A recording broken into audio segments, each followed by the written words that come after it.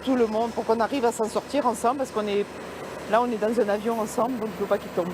Un fonds d'1 milliard d'euros va être spécialement créé pour venir en aide à toutes ces PME.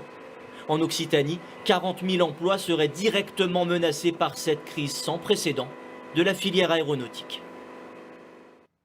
Et oui, l'aéronautique, c'est 300 000 emplois directs et indirects en France. C'est aussi l'un des rares secteurs dans lequel l'industrie française est restée très compétitive face à la rude concurrence mondiale. Thomas Jarion. Dernier vol avant la fermeture d'Orly. C'était le 31 mars dernier. Le trafic aérien venait de chuter de 98% en quelques jours, symbole d'un secteur à l'arrêt. C'est un coup d'arrêt comme, je crois, jamais le transport aérien n'a vécu. Le 27-28 mars, nous étions en vol. Le 31 mars, tout s'arrêtait, tout s'arrêtait. Aujourd'hui encore, les aéroports sont quasi déserts en France. Pour Airbus, aucune nouvelle commande. Les usines, à plein régime avant la crise, ne tournent désormais qu'à 60% de leur capacité. En janvier dernier, je donnais encore une conférence dans laquelle l'objectif était de trouver des bras parce que la filière aéronautique n'arrivait pas à recruter. Et aujourd'hui, on est en train de licencier, on est en train de détruire des usines, on est en train de perdre un vrai savoir-faire qui était une spécificité nationale.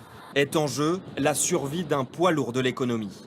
L'aéronautique, un porte-drapeau français. Quand Airbus vend des avions à la Chine, les deux présidents se serrent la main. Le secteur représente à lui seul 12% des exportations françaises, soit plus de 55 milliards d'euros de ventes à l'étranger. Des avions français et de la main-d'œuvre française aussi. Alors combien d'emplois sur notre territoire? Porté par 4 multinationales, l'aéronautique c'est 300 000 emplois directs et indirects et chaque année près de 15 000 recrutements. Derrière, on a des dizaines de milliers de PME qui emploient des personnes dans des régions et on a vraiment tout un réseau, tout un maillage territorial qui est excessivement pointu et aujourd'hui qui est en danger.